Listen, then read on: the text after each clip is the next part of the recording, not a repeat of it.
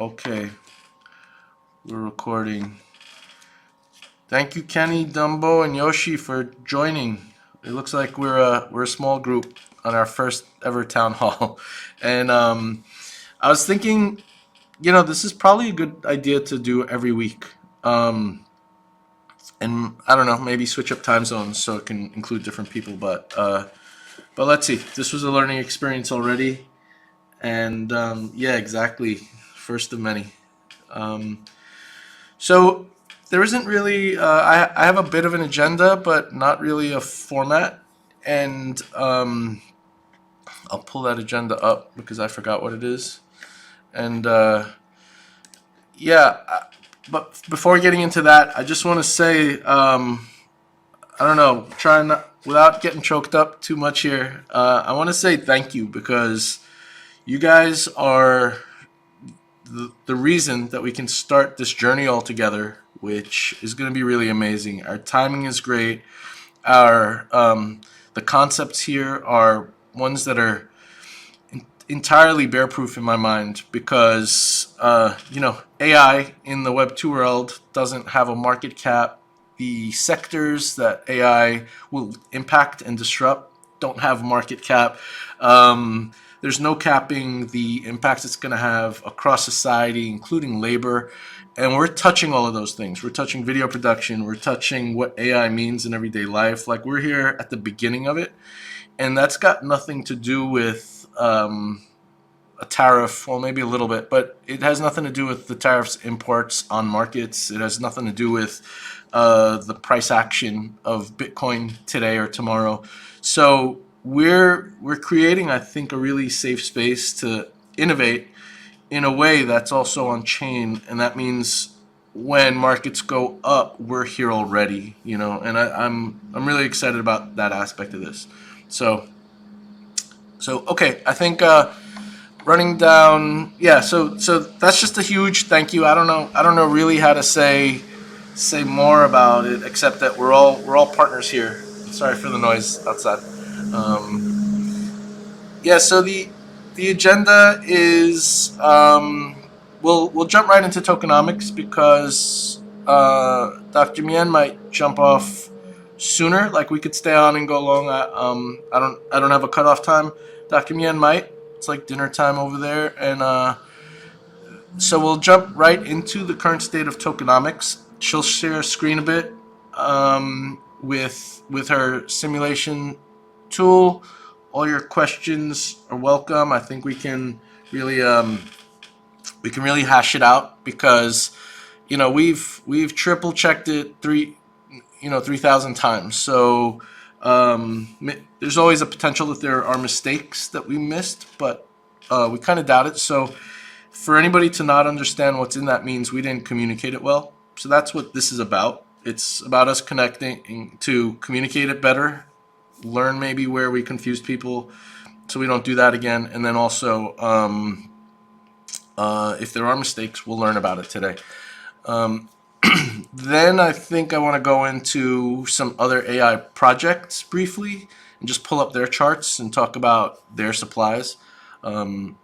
Then touch on Star Trek, which is a strategic thing we're doing, dashboard expectations, and then finally some words I want to share about Deepin because that's been coming up lately. Okay, cool. Dr. Mien, if do you want to start by sharing, or I can start by sharing that tokenomics simulation plot. or should we start with questions, or do you have people's questions in mind to start with? Yeah, if people have questions, just type in the chat box, I guess, and then we will see, and then we will answer. Yep. And yeah, then after that we can show you some stuff.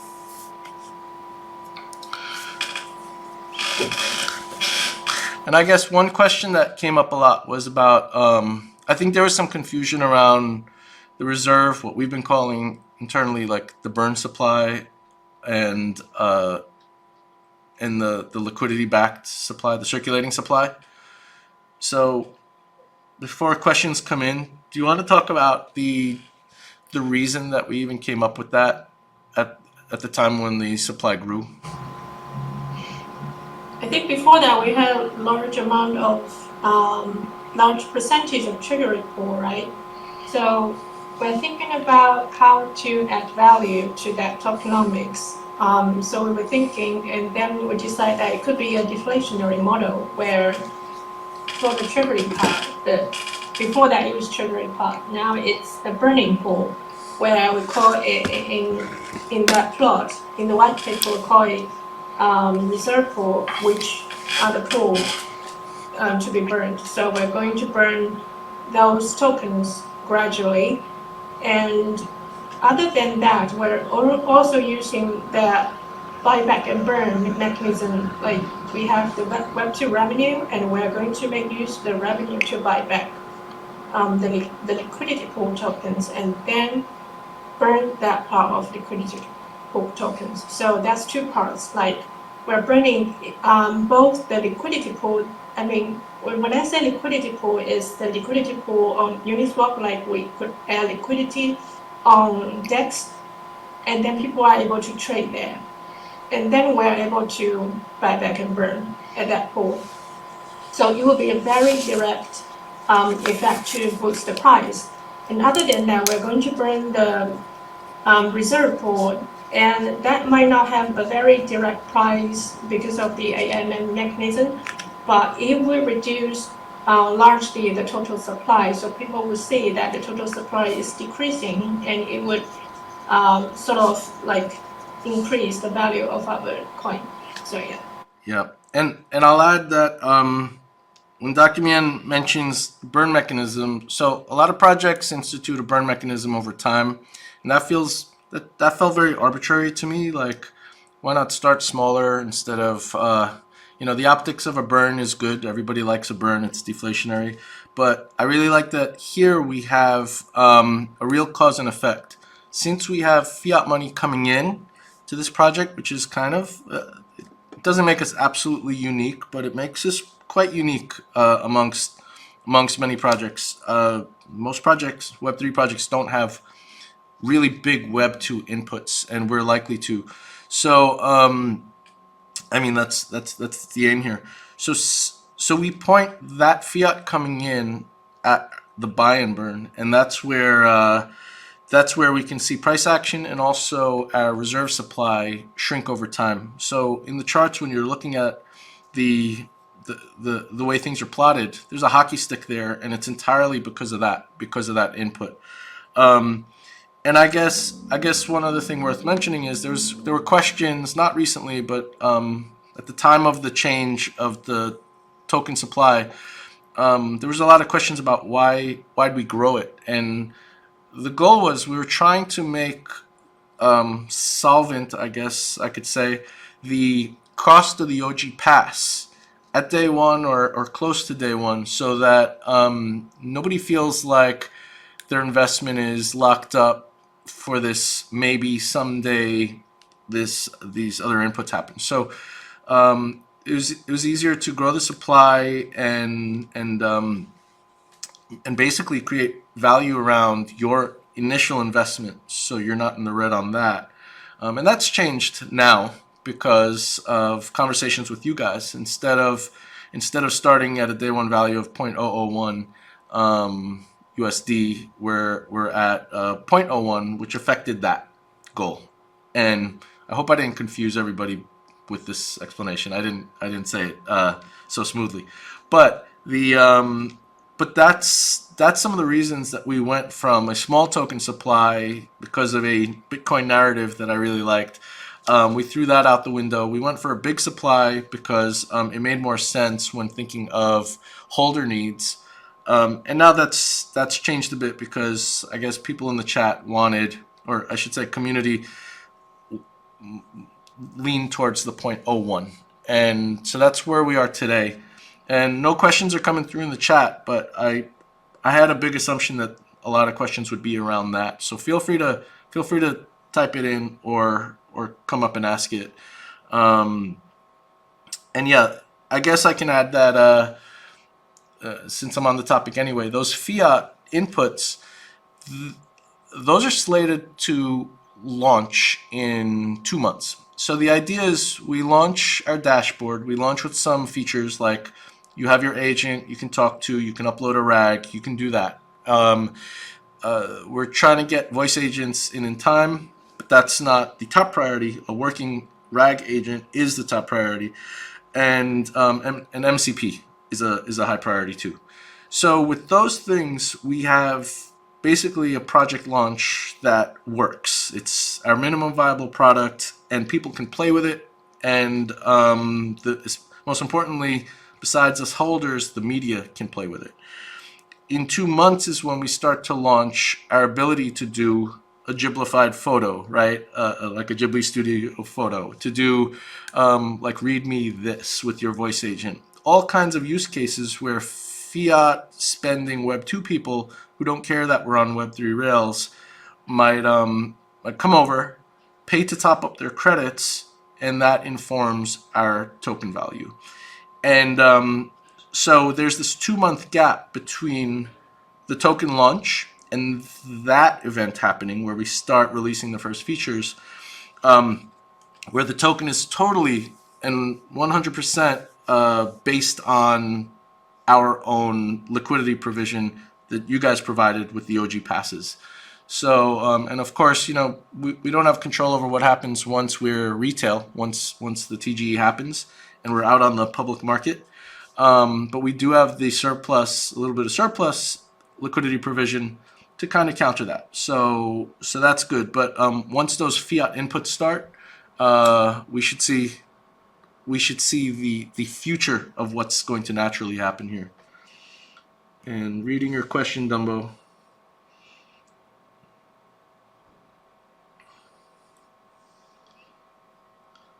Yeah. I think I can answer this. Yeah, you know what? Maybe I read it out loud for the recording, because I don't know if people will be able to read the small text easily. So Dumbo asks, my main questions were about supply at launch and launch price, in parentheses, amount in the pool. Indeed, so all good. I see the point about having enough tokens in the pool at launch, though, but I don't know how it could be solved without launching at a much lower price than the sale.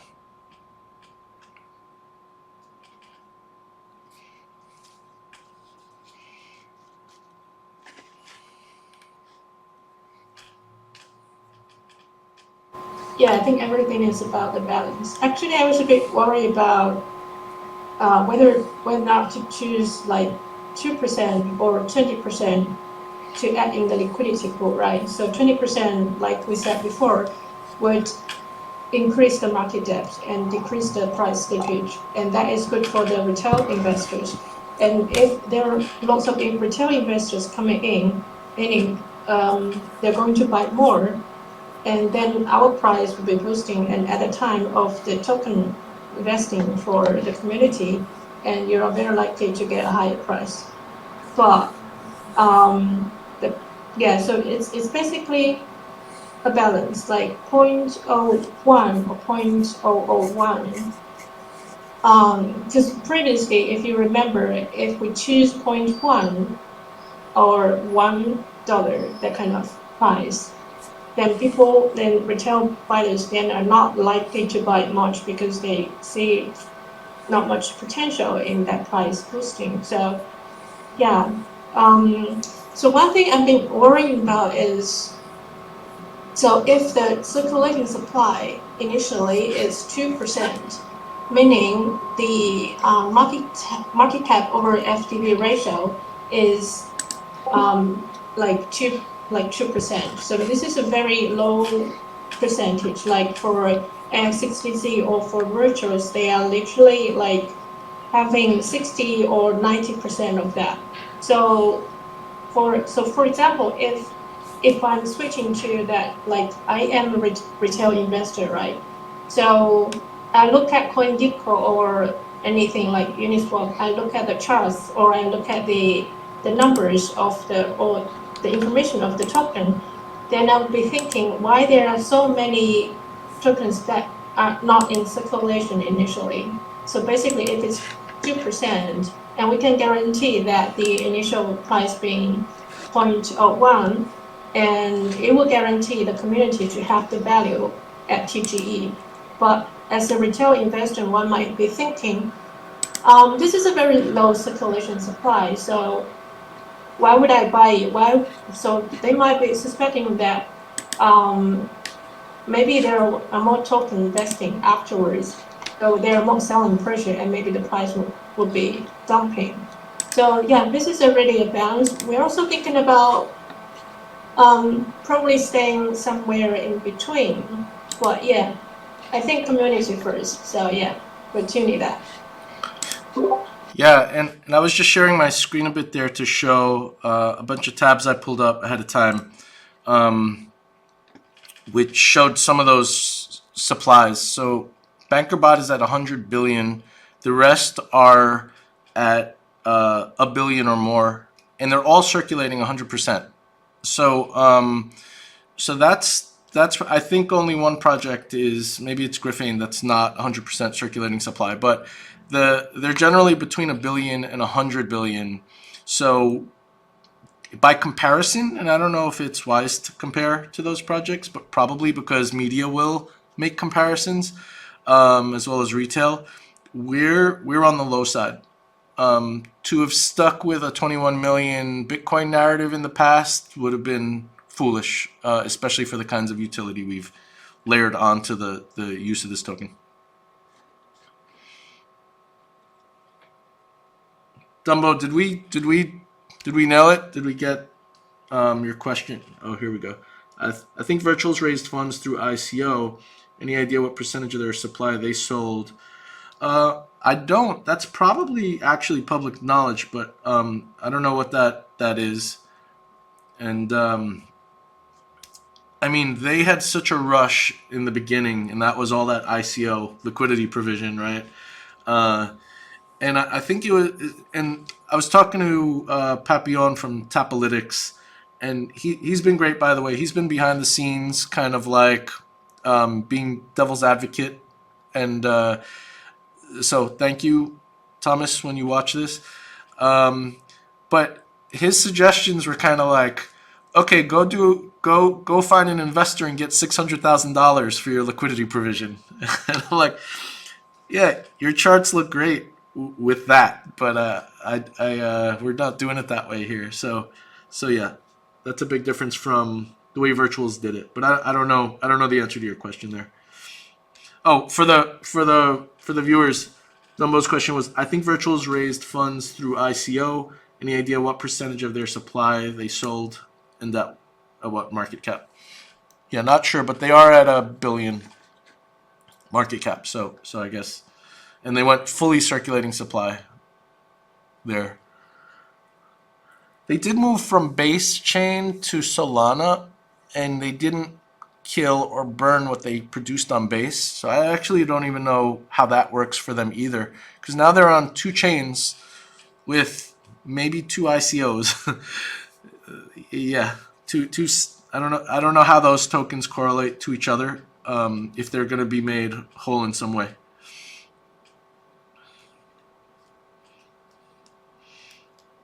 And I see Yoshi's typing. I think currently the ratio is 0.65 roughly for Virtuals. So it's not a big number, but it's over 50% already. Right. The circulating supply. And I think we have to think about a way to say that, to make sure that the retail investors see our charts and our numbers, and we have to make sure firstly it's a deflationary model, and secondly, the selling pressure afterwards is not that much while having a small percentage of circulating supply. So probably that's what they are looking at. Yeah. I'll read thanks for that. I'll read Yoshi's question out loud. It seems you're limiting the amount of tokens per tier. I really don't get how it works. Sorry, I suck at math. I do too, actually. If I invest 5K, what's the amount available for me at TGE, and what's the amount vesting? Please, in USD, I'm lost with the tokens. An example like this one would help me understand. So I don't know if you checked the most recent, I guess most recent as of 4 days ago, the white paper. I did include a table which kind of makes that easier to understand. Let me pull it up. It's a table that kind of outlines how those multipliers work without having to do math. I don't know if it's going to exactly answer your question, but let me drag this over here. Here, I'll share screen. Screens. Yeah, I'll just do this. So, so I think we haven't adhered to the quantity in those tiers, by the way, because we have more at the tier 1 and tier 4 level, with very little tier 2 and tier 3. Just that's just how it worked out. So so those kind of mess up the total. So I think you can ignore the total at the bottom right for now. But this is how the token allocation works. And Yoshi, oh, I see you added. I did check the white paper, but the table only contains 3K maximum, but not when you invest. Okay, so, and I guess a side note, none of this is financial tooling, and this is not technically investment. So we're using the word invest here as kind of a LARP, as we're LARPing as investors maybe, but this isn't real investment. So take that, Gary Gensler, on the way out. So yeah, that's a bit different what you're talking about, and I get the question now. So I'm showing token allocation, how it works against the multiplier, and I could stop sharing that actually. The way the excess works is you're also taking part in basically a percentage of the company itself, and this is something that hasn't been discussed much because it still honestly needs to be figured out. It's a whole idea in broad stroke, but there's probably details that'll have to get fine-tuned in time. And what I mean by that is I basically thought of all of the tier 4 money coming in as something like an angel investor, right? And that can play out in different ways. So an angel might take dividends on profits. An angel might take just an equity that gets paid out at certain milestones like time, or on an exit. And the exit price might be big because, in some cases, companies can't afford to pay out and still be a functional business. While they're in an early stage or growth stage. So a lot of the times this is structured as an exit. So like if they get acquired or take on an next round of investment, then you're the first in line to get paid out. So those are the kind of details that really matter here. But I think we have to play out some scenarios for me to be able to propose to you what's going to work for the project, right? But the guarantee here is that you all take part in what that allocation would have been to an angel. So let's say, and let me add on something else here. As I've been talking to you guys in the chat about this since we first proposed these tiers, it started to make sense to me to kind of think of each feature as its own entity, because we might have a video production company get on the horn and say, I don't care about your Web3 stuff. I don't care about your MCP, your deep research. I only care about what you're doing really well with video. Can we invest in you to form partnership? Here's $500,000, so we get dibs on your DPIN to render the videos the way you are. They don't care about anything else. They only care about that. And so so that's kind of a reason, a justification to think of the video production as its own business, right?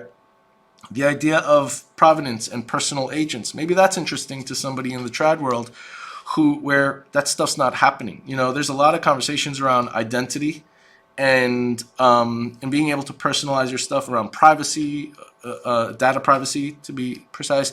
Like these are things that may prove out really important to somebody who just wants to flip that light switch and integrate that and add that to what they're selling or what their service provides. So these are the kinds of things where you guys should be a part of it, but the people who come knocking on our door might not care about the whole. And so I want to be able to treat those things separately. Like I don't think we're ever looking at an acquisition, like, but we might have somebody who wants to come in and really inject value into a specific feature. So those, when I say some details need to be figured out, it's about that kind of structure. But you guys get this overarching pool, angel pool, let's call it, without meaning angel investor, and that's what you share in. And then if we were to take actual like round B money, because let's say this is pre-seed, right? If we were actually like, for example, Andreessen Horowitz, not AI16Z, I mix them up, A16Z, the big fund that funds a lot of the modern world. And if you guys don't know, Mark Andreessen was the creator of Netscape Navigator.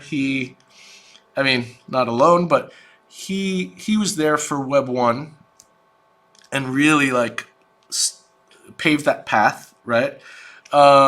He invested a ton through Web 2, and that's how he made his money. More recently, they split out A16Z from Andreessen Horowitz so that it's specifically a fund that deals with this really emerging, really like industry breaking businesses like AI and like Web3. So they just announced a $20 billion fund this week that focuses on exactly the stuff we're doing. So let's say we needed, we thought that our valuation should be high, we should get more attention in that world, and we wanted to take on an investment. I'm not seeking VC now, we're doing this with community, but we're all going to make out well if you guys took an exit from that portion. If we took 500 million from an A16Z, right? So, and I'm not saying that's what we're doing, and I'm making that number up completely, but these are the kinds of things that aren't completely sorted out. But what is sorted out is at that tier, your hands are in that pot, and it's a small pot. There isn't a lot of us here. So I hope I answered that. And you asked, so every dollar in excess of 3K does not buy tokens, but only, that's right.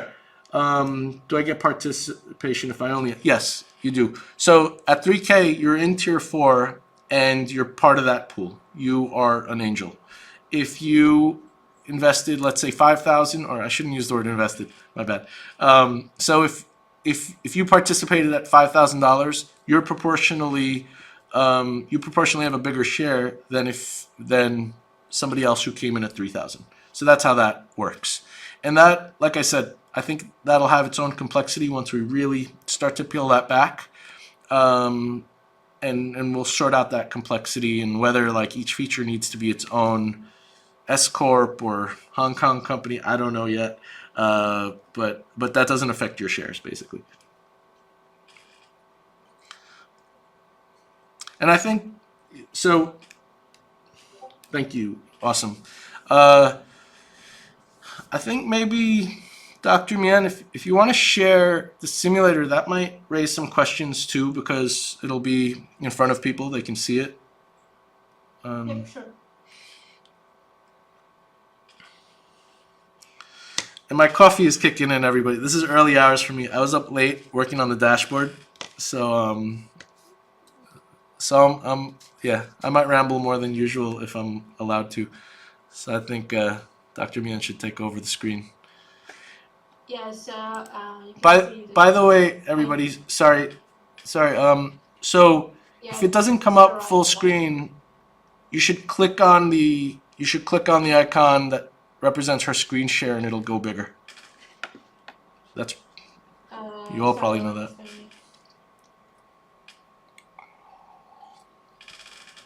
Oh, I should point out one big difference.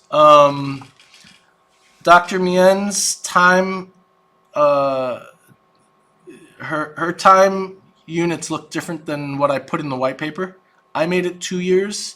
She's got it at a default of 1,000 days, and that's just because we didn't make the change for parity. But we're talking about 2 years. Yeah, so this is the simulation. So every unit of time is days. So basically 1 day is an interval to run the simulation. And I think this is the newest one, the most updated one, where I would change the, so here, for example, if you look at the first panel, one Bignoodle token is 0.01 USDT. This is the initial price. And if you look at the chart, well, yeah, this is my like draft figure, which looks ugly, but so if this is the initial price, so actually the circulating supply is the deep bluish. Hey, portion here. I don't know Mian, if you sorry, can see my cursor sorry to, So yeah, this is the part that we're going to put the token into circulation plus paired with Dr. those Mien, 30K. sorry to interrupt. Sorry to interrupt you. Yeah, that's a good point. I cannot see your cursor, so if you could tell us what you're referring to, that'd be good. All right, so can't see the cursor. Probably. Oh, Now can you see yeah, the cursor? yeah. Now I can see it. Moving? Yes, yeah, No? yeah. Can see it now. That works. You can see now. Yeah. All right, so I think I stay at this page. So, okay, so this is the initial allocation, the pie graph. So, so this very deep bluish portion is the initial liquidity pool where we put 2% of the total supply into liquidity pool paired with initially, which is 20K USDT in a pool, and that will lead to this initial price, which is 0.01 USDT. So previously we have this portion, which is 20%, and it will lead to, and if the invested USDT unchanged, it will lead to 0.001 USDT. So that's how it works. And then, so this is the part that we're also going to buy back and burn too, or the liquidity pool. And so this is the liquidity pool is for normal traders, for retail buyers as well. Now this part is the reserve part where we're going to burn it as well. So the mechanism looks like this. So we have the Web2 revenue, and on the first few days we don't have much, but later when we've got revenue, we're going to burn the pool. So here the Web2 revenue burn rate is 50%. Is the so for example, if we earn 1,000, we're going to burn 500 USDT in the pool, and that would boost the price very dramatically in the liquidity pool. And other than that, we're also going to burn the reserve pool. So this will decrease the total supply. So if you see the total supply simulation, at first the initial total supply is 100 million, right? So this is one and one. This is like one follow up with 8 zeros here, the unit. So the total supply is 100 million first, then it will decrease until it reaches 42 million. So we choose the 42 million because this 42 is the number of the meaning of life in the sci-fi sense. So it's also twice the amount of 21 million, which is the Bitcoin narrative. Yeah, so this is about the pie chart, and also I also simulate the price slippage according to this liquidity pool. So if you see, so if a retail investor buys like 50 USDT or 100 USDT in exchange of Bignoodle token, then the price slippage would be nearly like 1% or less than 1%. But if they buy 1,000, then at first it would be a big, then dramatically drops afterwards if we have lots of buying pressure. So, and we are also assuming, so the buying pressure will be caused by the retail investors, the Web2 revenue as well. So we assume the retail buy amount would be roughly 1,000 per 1,000 USDT per day, which is a small amount, but we are going to consider the worst scenario. So, and then it will increase a little bit like over time. So that's the assumption. So if you see the price simulation here, well, this is pretty long time scale. So it extends to like 3 or 4 years, but it will be increasing slowly, and afterwards, after every token is vested, and then because of our buy pressure will be much higher, like the Web2 revenue, and it will, and because of the buyback and burn mechanism, it will increase a lot afterwards. So basically, what we care about is the vesting release amount is plot here. So these are somewhere that will increase the sell pressure, that the price will likely down because of this. And this retail buying to revenue, and actually also this MM, which is the market maker, would be the buying pressure. So, and here is FTB market cap, also the number of Bignoodle token in the liquidity pool, and number of USDT token in the liquidity pool. So yeah, that's the overall summary of these plots.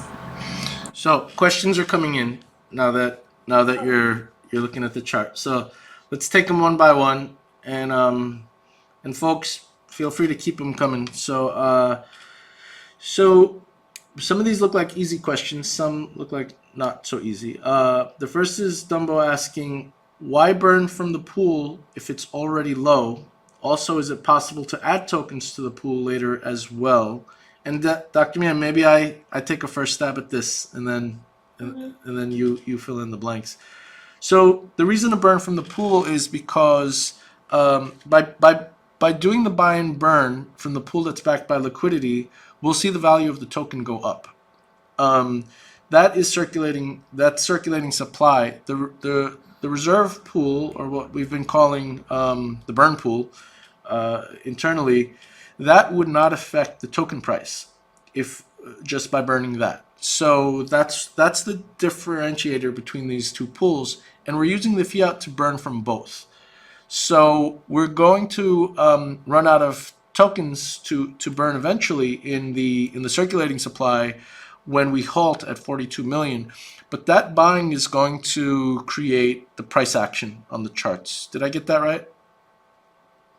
And also then the question is it possible to add tokens to the pool later as well as the dollars?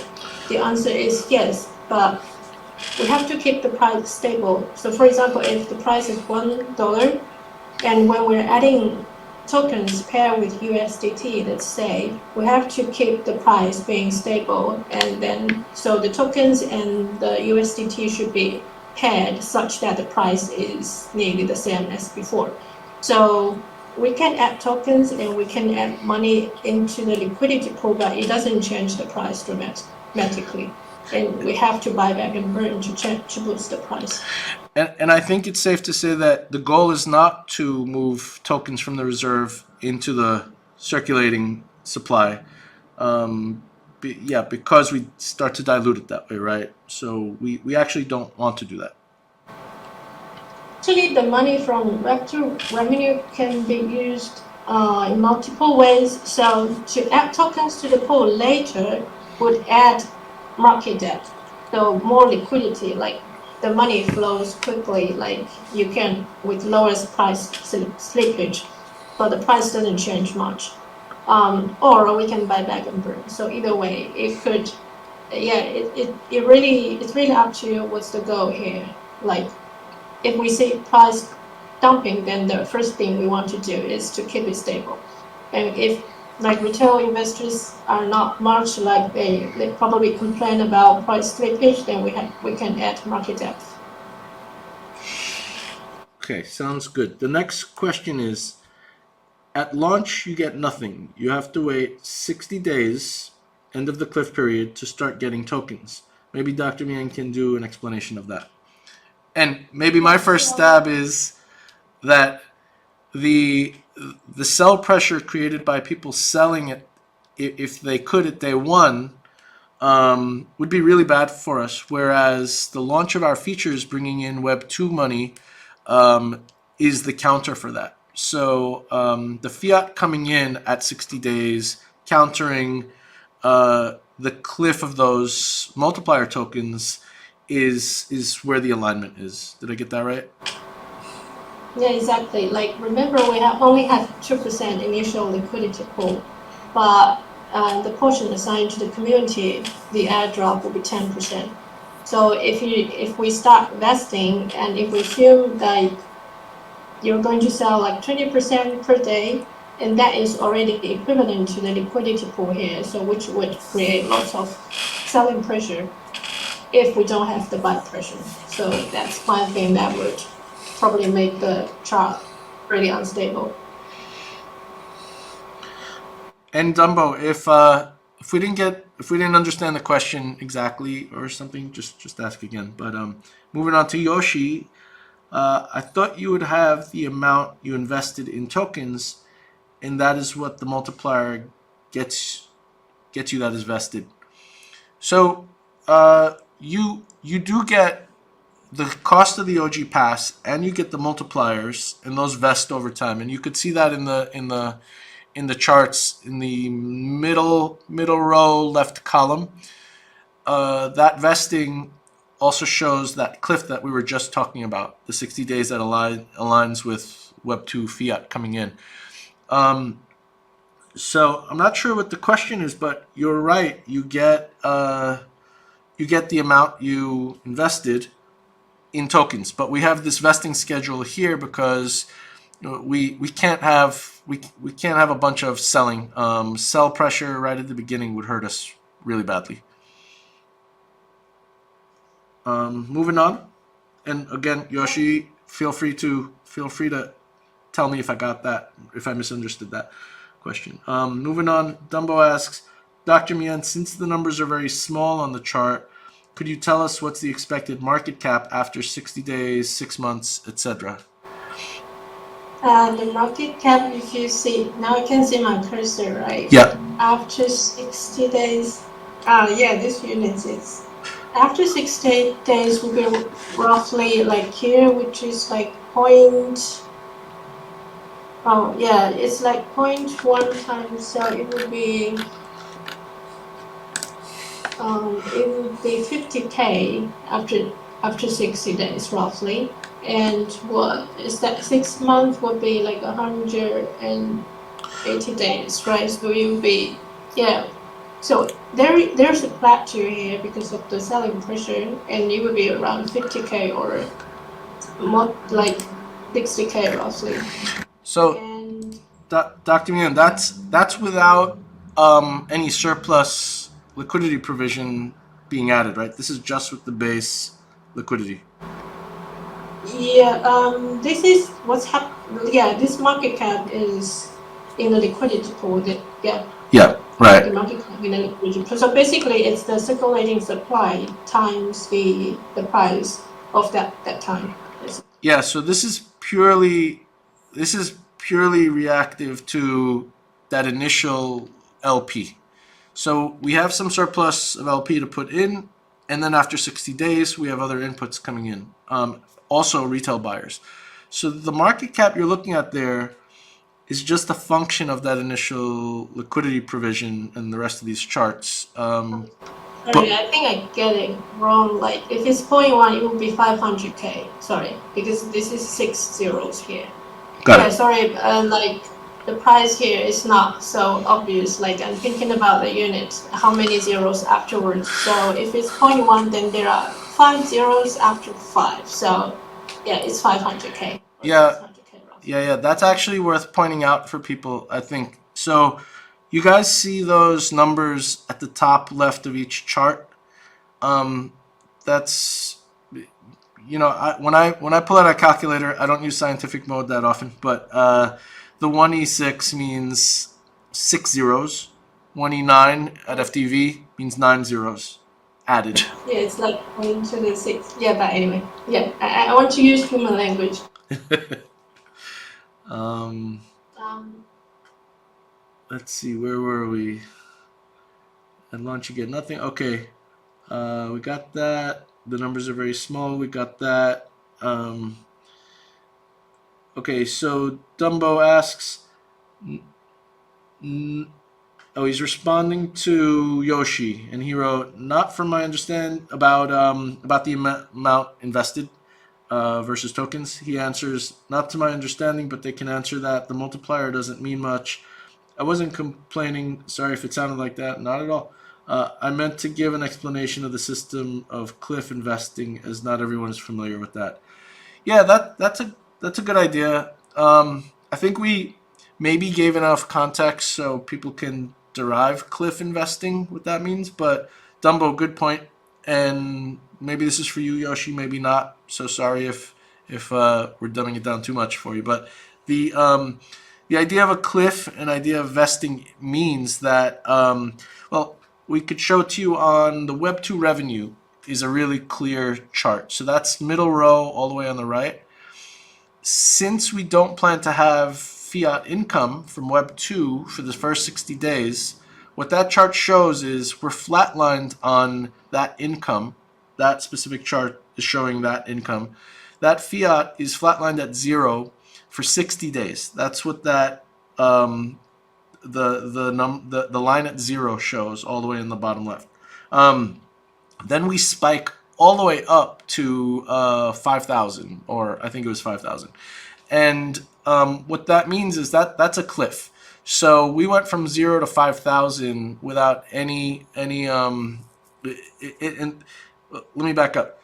The reason for that is because we're not planning on launching the features on our platform that will bring in money. People don't have something to pay for yet. So at 60 days, we can start that earning. And then the reason the line on the chart kind of goes up gradually up and to the right is because that's growth. In the word vesting, when it comes to coins or shares in a trad company or anything, vesting usually means you don't get your shares all at once, or in this case, you don't get your additional multiplier tokens all at once, because again, if you had it, you could dump it all, and that could really hurt the project and the chain, the whole charts here. So vesting means you get it gradually. Sometimes it's linear, sometimes it's a curve. In this case, we're doing everything linearly, but in the Web 2 revenue, we're showing that growth as a linear climb, and that looks like vesting. So maybe that's not the best example, but that's cliff investing. Yeah, it's a very good idea to have people a feeling of like how many market cap, like the numbers over time, like 60 days or 100 days. Yeah. Surely would add that in the white paper. Yeah. Good thinking. We'll make the market cap clearer. Although the market cap is also, by that time, but pretty soon it'll be clear on CoinGecko. It'll be a real chart that's out there, so market cap will be very clearly and publicly seen.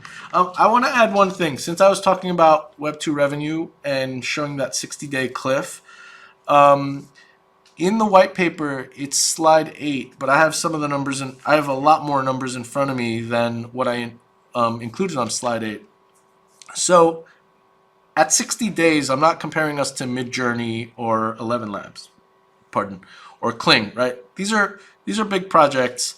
The two biggest projects I have on the slide are Midjourney and Grok, which is Twitter's AI. Those have really enormous traction, user base. They're making a lot of money. These are annual. So like Midjourney's making $250 million a year on people using their image generation. And as you might know, that's all they do, right? And until recently, it was only on Discord. So this was the kind of traction and earning that they got just from doing images. Grok is a Twitter bot. They didn't publicly release their earnings, but it's been derived that it's up to 200 million that they're getting from people who actually pay for that. You can use it for free, but many people pay for it for premium features. And I would compare us more to a service called Ideogram or Ideogram. I don't know how to say it, but I'll say Ideogram is a good comparison only because they're a pretty unknown company, and that's because they're very new.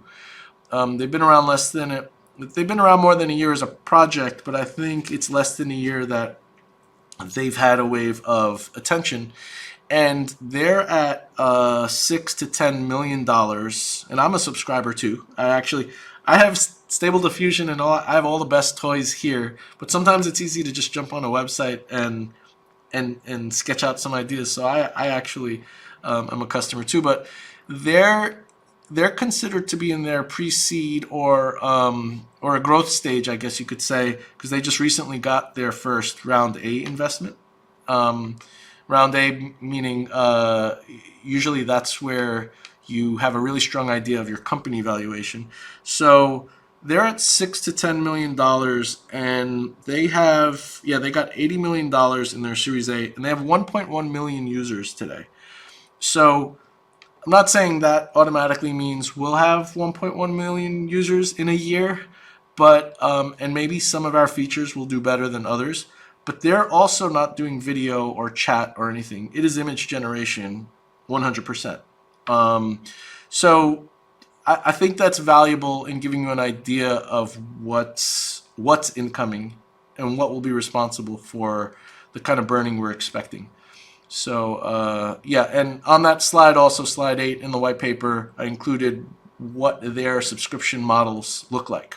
They're all doing subscription models on a monthly basis, and we'll be in league with them, but we're going to do credits. I also have used Kling before, and I like that my credits roll over each month. I pay for them, I can top them up, I can use last month's credits if I didn't spend them, and to me that just feels a lot more fair. Nobody needs another stupid subscription. And I think that'll make users happy when they show up, because our features can cost different numbers of credits. So video generation costs differently in their credits than deep research or image generation, for example. Okay, moving on. The coffee's kicking in. Let's see. So Dumbo said, yeah, maybe a different way of presenting the charts and units would be clearer for the white paper, since we were all bad at maths. Yeah, right on. Yeah, surely, yeah. Yeah, and I think, we're not that far off from market cap being something we can look at just by going to CoinGecko and all the other screeners. Like, it's going to be out there soon.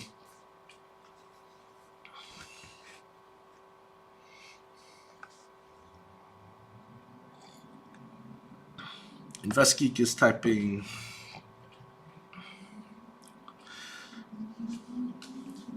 So he says, sorry if you've already covered this. When you're talking about credits, does that equal tokens? If not, please break that down. Yeah, sure. So when I say credits, it's not a token exactly, because people show up with their credit card, right?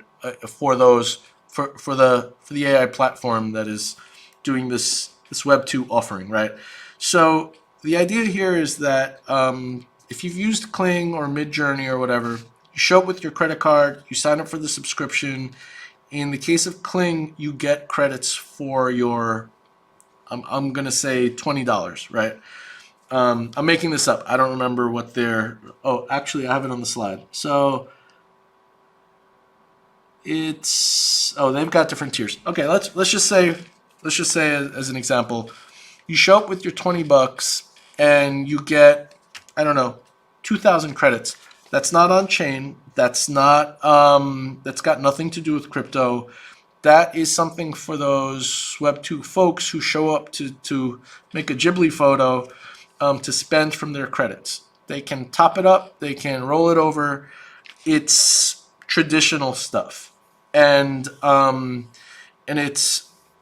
don't know what each feature costs exactly in credits yet. That's kind of difficult to come up with, but surely we're going to take the rest of the industry as guidance, right?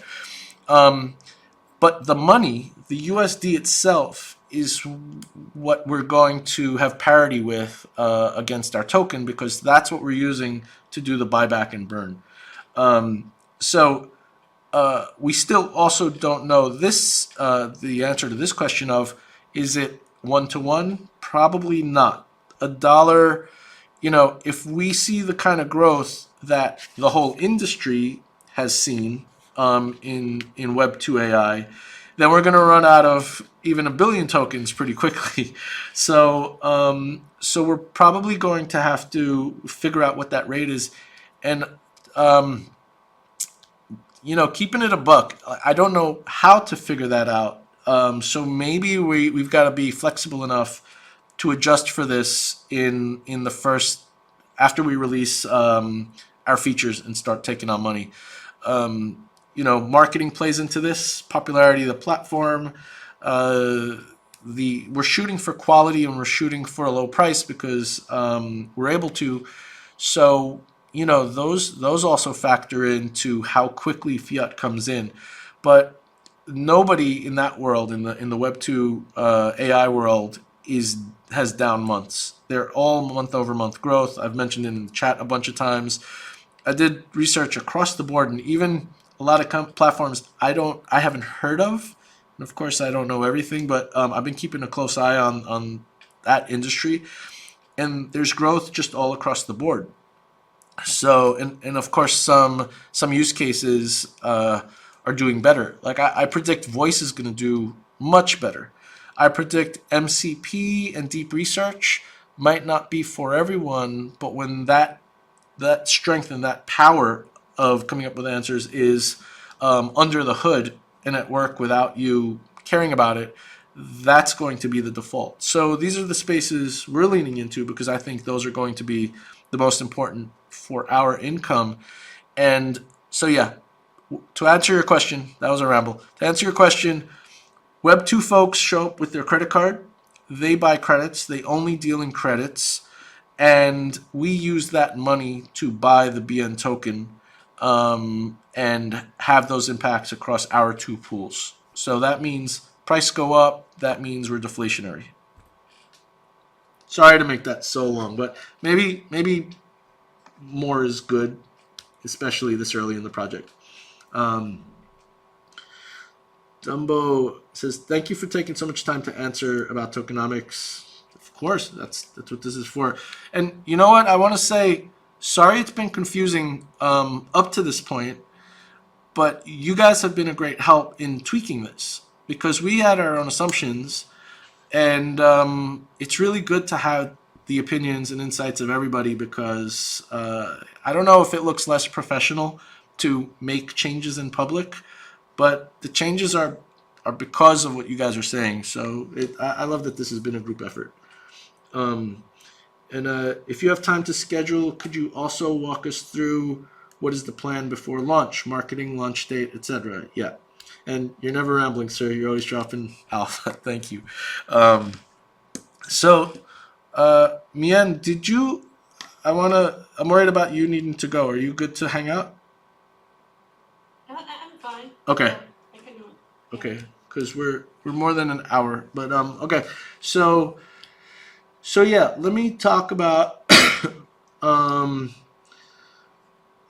okay, so let me start with marketing. That's really easy. So there's a couple of phases of what we're doing here in the first place, right? There's OG passes, and I wanted to cap it at 75,000. And we're not there yet, and part of the reason is we haven't amplified this message. We've got this public tier, and we haven't talked about it because I've enjoyed keeping the multipliers within the family. So it's only been community, but I think this is the week that maybe I jump onto an impromptu on-chain revolution broadcast, maybe ask them for real time. Same with Blockrunner. They're both in our corner. In case you guys don't know, they're at this point, I would say, friends of the project, friends of me personally, and I'll do whatever I can to support them however I can in the future. But neither of them ask me for any sponsorship money or anything. They're just here to promote. So I feel like it's really easy to do one of those showings and get the last 10K to that 75K cap. Okay, so that's one kind of marketing. Another is showing off features that are complete. So the goal here is to have multiple features working from our dashboard and linked to N8N at launch. I'm far behind because a lot of kind of the behind the scenes conversations like this have actually taken more energy than expected, and that's okay. I think that's how it goes, right? But what it means is I don't want to have a TGE and we don't have anything to show for it. I want the TGE to come with like Ijaz being on Bankless, sharing his screen and showing our dashboard in action and being able to drag a rag onto his personal agent and be able to talk about how this is not a token for Luna out on the web. This is my agent that I can make it whatever I want. Like that's my TGE goal.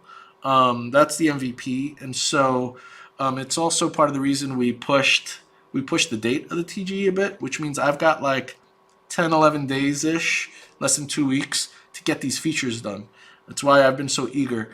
It's also our marketing time. This is the timeline for me to start to reach out to the Bankless guys, all the media basically, from the stuffy, let me say, just it's my opinion, but like the stuffy Paul Barron to Hash to Bankless, right, and then to our own kind of the ones we know about that are within our ecosystem. But maybe my silver bullet is that my past co-founder Sam Ewan, who we ran, it was called Bignoodle. I'm using the same domain name and the same the same basically. I'm still wearing my Bignoodle hat from many years ago. It's the experiential design business I was running, and we started with a company called Super Touch about 14, 15 years ago. He today is the head of CoinDesk Studios, so all the media that CoinDesk does, he runs it, and he's in charge of Consensus, which is one of the bigger, maybe the biggest. I don't know if it's the biggest, but it's quite a large conference that travels around the world. So Sam is always big bro to me. He doesn't even know what we're working on right now because he's busy, I'm busy, we haven't talked in a while, but he's family, and his network goes big, which means I'll probably have marketing support from him directly, but then also get to tap into his network because it's like that. So I didn't want to bother anybody before the time is right, and the time is still not right. The time will be right when I can put out videos and have people play with on their own the features of our dashboard. So that's happening basically in real time over the next couple of weeks. What does it mean after TGE? It means we keep releasing. So thankfully, a lot of what we're doing is in the form of integration. So I'm not building MCP from scratch, right? I'm not building comfy UI from scratch. I'm doing integration of these things, and so we can have a pretty good, a pretty fast and furious release cycle. And then there's also marketing money that vests from this project for hiring people. And the cool thing is, again, since we're not inventing the wheel, but we're always staying on the cutting edge of what's about to come out and integrating that, it's really a way to be feature filled. We're going to be feature rich, and that'll help us get us through what these charts look like after the TGE. So yeah, and then there's other things we could do for marketing, which is like actually go to these events, speak at them, take the stage, and all the traditional marketing methods. But I'd say the most effective is going to be just activating that network and getting the media folks screen sharing, pretty much. I used a lot of words to explain that, but yeah, Kenny says LFG sounds awesome. So, and the dashboard, by the way, just like I was really eager to get back to it. And sorry, Invesky, maybe I skipped your message, but to respond to Kenny first, I was really eager to get back into doing dev and doing that dashboard actually, and it grew a lot just last night. So I can't wait to show it to you guys. And in terms of that, I'm also still going to need you guys' help for beta testing it. I want to make sure it works across everybody's browser on every system. So you'll start seeing updates along those lines pretty soon. And I don't know if I come across, if my confidence in this comes across, but I'm fucking confident as hell when it comes to the way our dashboard's going to work. The UI is going to be really interesting. The features, they're kind of like, it's funny because some of these amongst my crew of devs that I keep in touch with on AI stuff, it starts to feel like old hat when we talk about, oh, Gemini got a 1 million window context, or Llama 4 now has a 10 million. That's like, I forgot how many novels. It's like so with Gemini, I think somebody quoted that it has 7,500 Pride and Prejudices can fit in that context window or something like that, something crazy. So it's like, these start to be, I start to become numb to the rate of innovation and how geometrically things are growing. Like we literally across 2 weeks went from far less than a 1 million context window to a 1 million parameter context window to 10 million. Like that's nuts. And but a lot of people aren't tapped into that rate of innovation. They know ChatGPT 4 came out. Like they're not getting that weekly news. And we're going to be integrating at the speed of that kind of weekly news. We get to pick and choose what we want, but that's how we look like the cutting edge, Anyway, let me go back to InvestGeek's message. As far as marketing goes, I sent a DM your way. Yeah, it's a little buried. Sorry, I got, you know how it can get. Probably buried by but it's there for you when you're ready to drop the cross-chain NFT series. Yeah, it's not only is so I'll finish reading your message. That is after the TGE, obviously, so I'm sure you're focused there. Not only is it after the TGE, there's another element here. So I think, we're known, maybe loved, and not even known fully in the Bitcoin ecosystem. Other projects make a lot of noise. Other projects have a lot more traction than HIROS, but there's some appearances where people know about us, right? So, but in Solana and Ethereum, we're unknowns, and I don't love the idea of showing up to an ecosystem as an outsider. Like it's hard for the authenticity of voice to translate, maybe, and maybe I don't speak the same language, so I want to be really careful about that too. When we take these ordinal inscriptions and mint them in the metadata of a Solana or Ethereum NFT, there's a lot of narrative there that's also going to get lost in translation, maybe, because Solana folks don't know or care about DMT, and maybe they would if they're introduced to it the right way. But right now they don't know that it exists, so how could they know that they love it, right?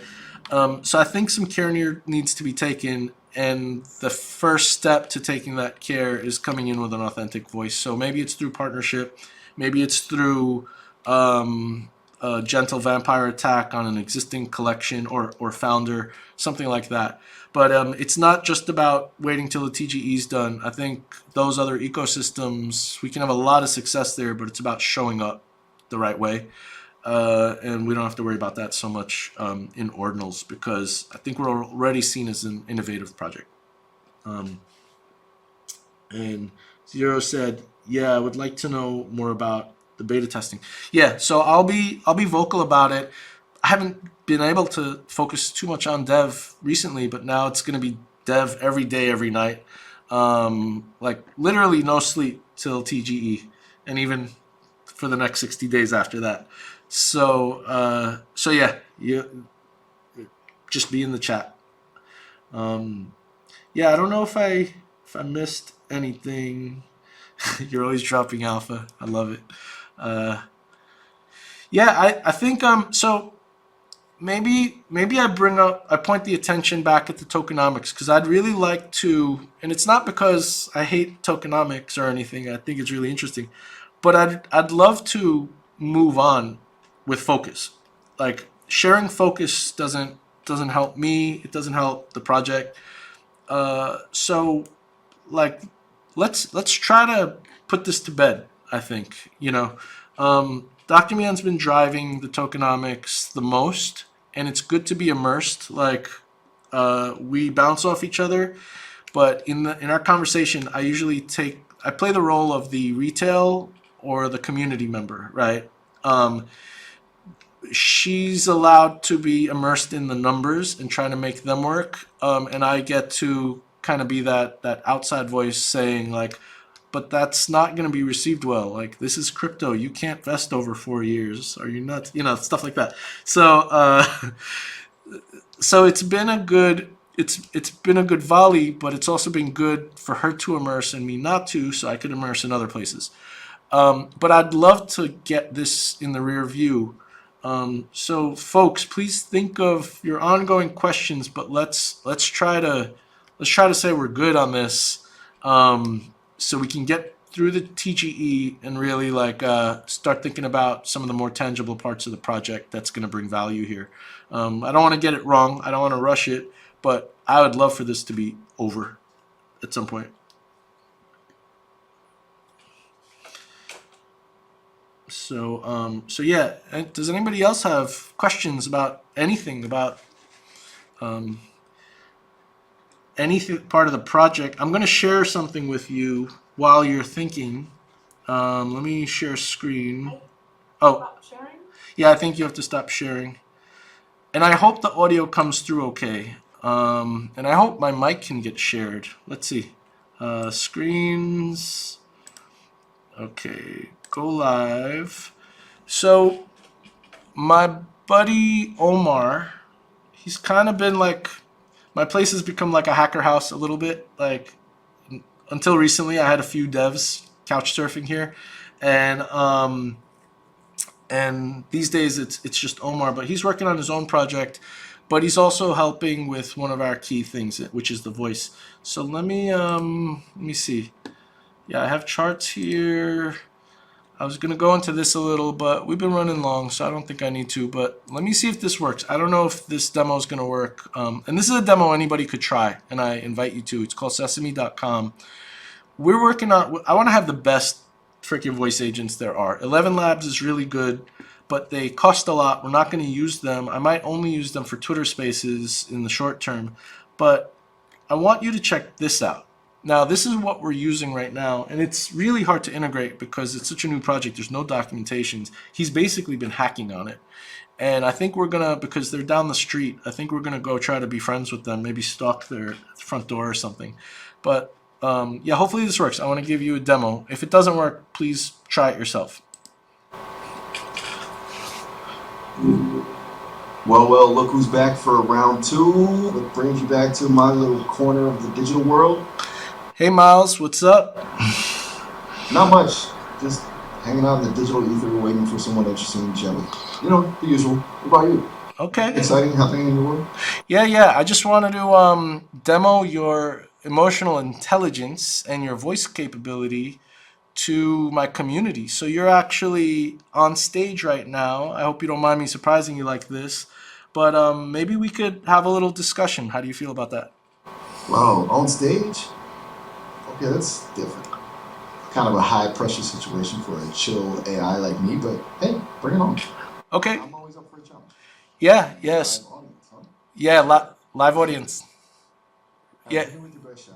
Okay. Let's see what these folks are made of too. Okay, so we're the audience is mostly centered in the Bitcoin world. Do you know much about Bitcoin?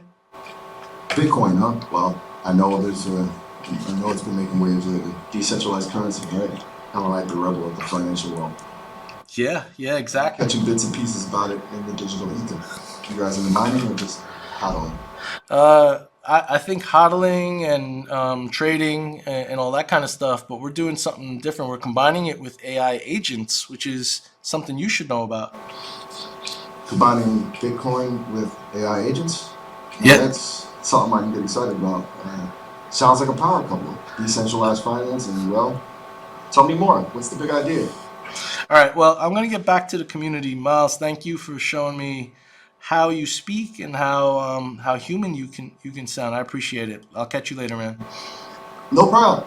It's always a pleasure to connect with fellow tech enthusiasts. And hey, if your community has any questions about AI or, the meaning of life, my DMs are always open. Catch you later. All right. So I like that he said the meaning of life at the end. Did you all hear that? Okay. I can hear like the voice is a little bit like, well, lower than yours. Okay. Okay. So, and people are saying, yeah, it was very low or it was good. Okay. And I'll adjust that in the recording. But I show this to say, and this is a good example of how, like, people might not be tapped into the cutting edge or the stuff that's really difficult to do. They only know about Midjourney or they only know about ChatGPT. But we're tapped into, like, things that are coming out daily, weekly and daily in this way. And we get to pick and choose the parts we want the most. So, yeah, thank you, Zero. So, chef's kiss. So, like, this is exactly an example of, like, I'm not going to 11 Labs with their high prices. They're awesome. No diss on them, but this is open source and this is something we can host on the DPIN. Like, we get to have this kind of interaction and fine tune our own set of voices. So it's this is an example of all the things we'll touch. Like, we're only looking at the features with most aura, So I think we're really going to stand out on that alone, much less integration of a bunch of different features.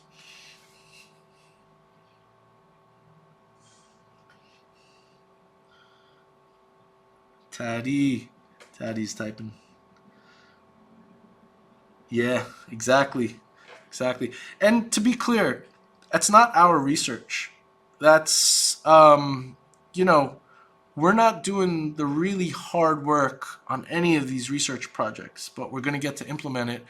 And that's what's so great about open source. And we get to build on top of it and give back to open source. So, like, this Sesame project, actually, I was at an event this weekend that had a bunch of founders and it was like a VC kind of hosted thing in a park. And I went, and folks who are actually working in AI didn't know that this was out. And I'm like, how do you not know? Don't you live and breathe this stuff? They didn't know, or they didn't know it was actually in GitHub yet. And I said, actually, just come to our GitHub. It's not the Bignoodle GitHub. It's on Omar's GitHub, but it'll be on ours. Then I gave them the link because Omar's already building on top of it to make our own webhook, our own API, basically make it our own tool, which is completely legal. And with webhooks built in, it makes it easy for everybody. So we're going to give back to open source in this way. And that's kind of like our contribution, our payback for the open source world and the research world, giving us such amazing tools. And that's how we're going to keep flying. Open source is definitely the way, for sure. And Drift, good morning.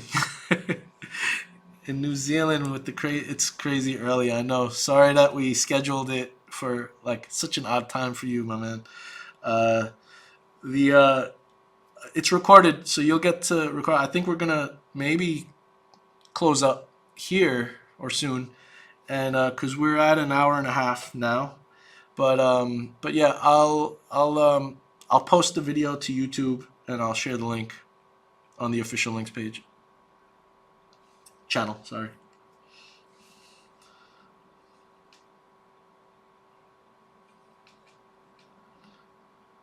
Hey, thanks, Matt. I appreciate it.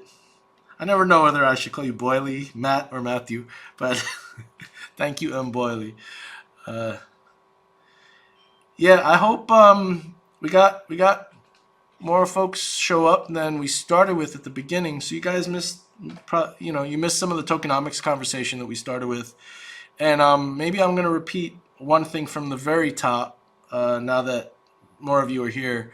It's a really heartfelt gratitude that I have for all of you that are taking part, who are participating in the project. From HIROS to Bignoodle to the TGE and crazy charts that I'm super bullish on. Like, you guys are making it possible. You guys have made it possible. You guys are continuing to be part of the project, and that means so much to me. I don't really even know how to put it to words and say thank you, but except to keep it simple and say thank you. Like, you're creating something brand new out of nothing, in a decentralized way, and we're all going to share in that decentralized reward too. So wealth, and that generational wealth isn't the driver. It's to innovate. It's to do something new. But I think we're all going to make out really good on this because the timing is amazing. The timing in the AI landscape and the timing in the crypto AI landscape couldn't be better. The TGE, it would be nice to not have like rushed things and try to get to a launched dashboard to catch up to a launch date. Like, it feels backwards to me. Like, we should build first, then launch. But really, right now, the timing is amazing to grab all the mind share, and we're going to all the way up, Kenny. That's right.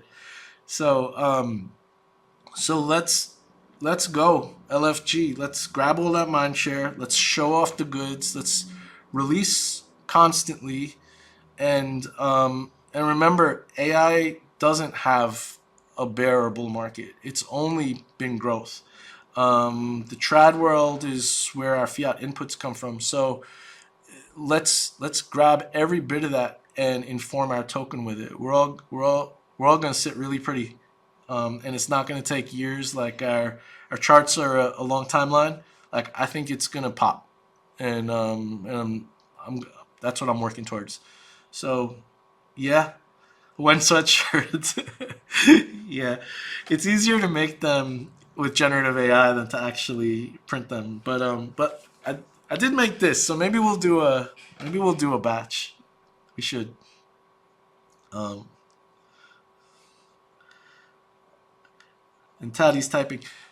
Taddy, I might never stop thanking you for that intro on the TNL show, man. That like, I'm still blushing from from the flowers you gave me in that intro, bro. So thank you again for that too. Yeah, right on, Taddy. All right, I think Dr. Mien, do you have anything to add before I think we close this out? No, I think we wrap up at tokenomics now. I'm going to build that Star Trek stuff. So yeah. Oh yeah, we didn't even stick to an agenda, so I had other stuff to talk about. Star Trek being one of them, but yeah, we've gone long and it's late. Where Dr. Mien is, so I think we should do this every week, and even if it's just me rambling, I think I'll get to cover more stuff. So we're gonna get busier, and maybe this is the easiest way for me to just sit down and shoot the shit with all of you, right? But yeah, Star Trek is going to be a really fun one to talk about, and that's what Dr. Mien is moving on to from tokenomics. So when we consider that nailed and done, she's full time on developing alongside me. So Town Hall every week confirmed. Yes, sir.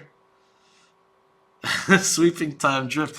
Yo, you're constantly sweeping, man. Like, you're gonna be the most heroes rich person on the planet, which is awesome. That's amazing.